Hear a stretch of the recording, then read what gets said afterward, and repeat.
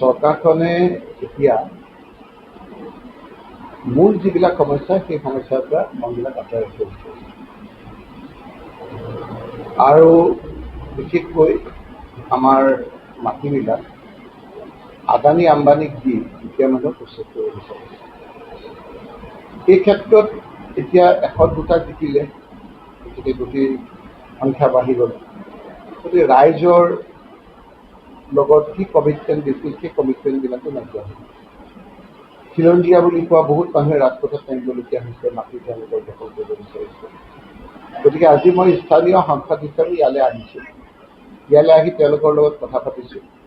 তেওঁলোকৰ লগত আইনী যিখিনি সহায় লাগে সেইখিনি কৰাৰ আমি প্ৰতিশ্ৰুতি দিছোঁ। লগতে আমি চৰকাৰখনক অনুৰোধ কৰিছোঁ যে চৰকাৰে যাতে এই দুখীয়া মানুহসকলক, যিসকলৰ আজি মনত নপৰা দিনৰ পৰা আছে, কোনোবাই 100 বছৰ আছে, কোনোবাই 120 বছৰ 30 বছৰ ইয়াতে বসবাস কৰি আছে, বা কোনোবাই 50 বছৰ ধৰি ইয়াতে আছে, সেই লোকসকলক উচ্ছেদ নকৰি, সেইসকলক তাৰ পৰা বিতাড়িত নকৰি যদি চৰকাৰে ইয়াৰ যিটো ভাবিছে সেইটো মানুহ নথকা ঠাইলৈ যদি লৈ যাব পৰা যায়। আজি চৰকাৰখনে আপোনালোকে দেখিছে যে চৰকাৰখনে প্ৰথমেই কৈছিল যে আমি সকলোৰে মুখ্যমন্ত্ৰী নহয়, কিছুমান মানুহক মই বহুত যোৱাবাৰ অশান্তি কৰিছিলোঁ, অত্যাচাৰ কৰিছিলোঁ। এতিয়া কিছুমান মানুহক মই সেই মানুহখিনিক মই যিবিলাক তেওঁৰ ভাষা তেওঁলোকৰ ভাষা নকওঁ, সেই লোকসকলক এইবাৰ আমি কামিহাৰ ভাঙিম। আমি কংগ্ৰেছ দলে সকলো ৰাইজ একেলগে থকাটো বিচাৰোঁ, সকলোৰে সমস্যা সমাধান হোৱাটো বিচাৰোঁ। যেনেদৰে 6 জনগোষ্ঠীৰ জনজাতিৰ সমস্যা এতিয়াও আপোনালোকৰ সমাধান হোৱা নাই। ৰাজ্য চৰকাৰে এতিয়া 102টা পালে বুলি তেওঁলোকে সেই কথাবিলাকত কাণসাৰ দিয়া নাই। বিধানসভাত সগৌৰৱে কৈছে যে হয়, জনজাতিসকলৰ ক্ষেত্ৰত আমি যিটো ৰাজ্যখনে যিটো চৰকাৰখনে কথা পাতিছিল সেই ফাইলবিলাক ইয়াতে আছে, কেন্দ্ৰৰ তালৈ যোৱা নাই। ঠিক একেদৰে চাহ জনজাতি যিসকলৰ জনজাতি কৰাৰ লগতে 351 টকা যিটো 500 টকা দিম বুলি কৈছিল, সেই বিষয়ে তেওঁ মাত নিতাল। গতিকে তেওঁলোকে জনজাতিৰ কথাও ভবা নাই, ঠিকাদাৰৰ কথাও ভবা নাই। অন্যান্য আপোনালোকে দেখিছে কিছুমানৰ কামিহাৰ ভাঙিম বুলি কৈছে। কিন্তু কংগ্ৰেছ দলে আমি সকলোৰে সমস্যাবিলাক সমাধান কৰাটো বিচাৰোঁ। জনজাতীয় লোকসকলৰ জনজাতি কৰাটো বিচাৰোঁ। চাহ জনজাতি লোকসকলক দৈনিক মজুৰি 500 টকা দিয়াটো বিচাৰোঁ। শিক্ষাৰ ক্ষেত্ৰত যিটো আপোনাৰ পেপাৰ লিকৰ পৰা আৰম্ভ কৰি বিভিন্ন ধৰণৰ ভূমিকা আহিছে, ছাত্ৰ ছাত্ৰীৰ সমস্যাবিলাক সমাধান কৰাটো বিচাৰোঁ। ঠিক একেদৰে যিসকলক কামিহাৰ ভাঙিম বুলি কৈছে, সেই লোকসকলক কামিহাৰ ভাঙাৰ আগত, কামিহাৰ মানে তেওঁলোকে অৰ্থনৈতিকভাৱে ভাঙিব, সেই লোকসকলে কেনেকৈ আপোনাৰ জীৱন নিৰ্বাহ কৰিব পাৰে তাৰো আমি চিন্তা চৰ্চা কৰিব লৈছোঁ। আমি কৈছোঁ যে কিছুমান ক্ষেত্ৰত চৰকাৰখনে এনেকুৱা এটা পৰিৱেশৰ সৃষ্টি কৰে, ইজনে সিজনৰ লগত অবিশ্বাসৰ ভাৱ সৃষ্টি কৰে, আৰু তাৰ ফলশ্ৰুতিত আমাৰ ৰাজনৈতিক মুনাফা হয়। সেইকাৰণে আমি কৈছোঁ যে সংঘাত নকৰি, কাৰো লগত কোনো কমিটি সংঘাত নকৰি ছাগলী পোহাৰ ব্যৱস্থা কৰিব দিছোঁ। দুখীয়া মানুহে ছাগলী পুহি, কাৰণ আমাৰ যদি আমি এতিয়া চাইছোঁ যে আমাৰ যিবিলাক সাহিত্যিক আছে এই ক্ষেত্ৰত, সেই লোকসকলেও কৈছে যে ছাগলী পুহিলে কম পইচাত বেছি লাভ কৰিব পাৰে। আৰু এটা কৈছিল যে ছাগলী চাংঘৰত ৰাখে, যোনে ছাগলী চাংঘৰত ৰাখে সেই ছাগলীও মানুহক চাংঘৰলৈ ওপৰলৈ লৈ যায়।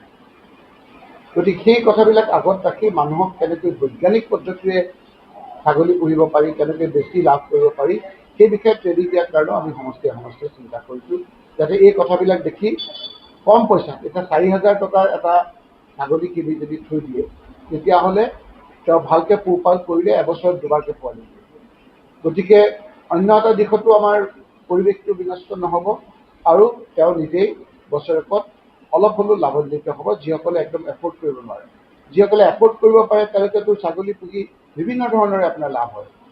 মই এতিয়া কেইদিনমানৰ আগত এই বিষয়ে খুব চৰ্চা কৰোঁতে দেখিলোঁ যে আমাক 68,000 নে লাখ আমাৰ আগতে পপুলেশ্যন আছে, সেইটো 48 দাঙি গ'ল।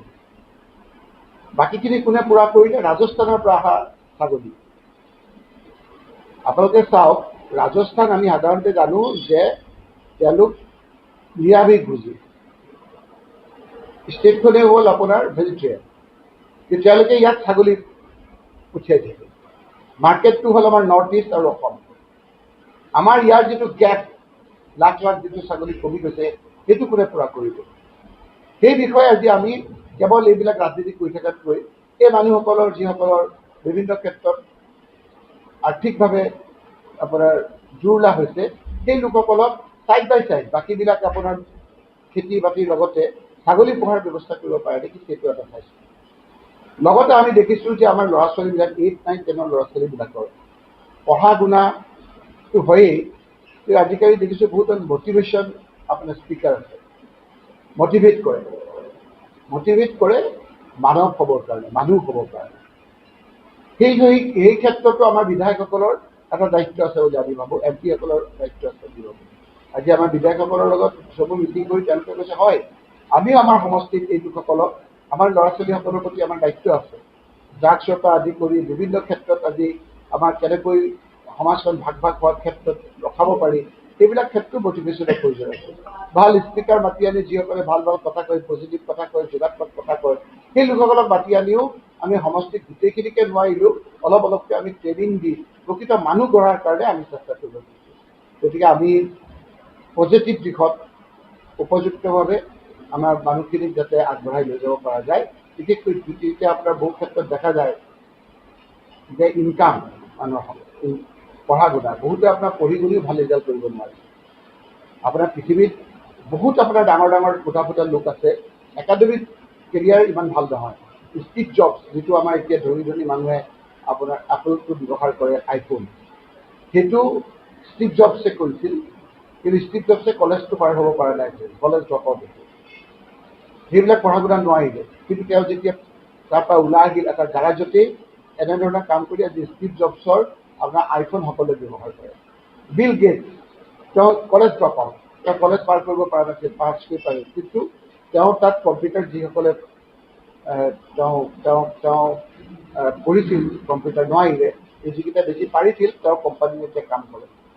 গতিকে আমি এতিয়া স্কিল ডেভেলপমেণ্টৰ ওপৰতো বেছি গুৰুত্ব দিওঁ, যে আমাৰ সমষ্টিবিলাকত যিবিলাক ল'ৰা ছোৱালী এতিয়া বিভিন্ন কেৰালা গৈছে, ক'ৰবাত গৈছে, সেই লোকসকল লোকেলি কিবা আমি সংস্থাপিত কৰিব পাৰোঁ নেকি?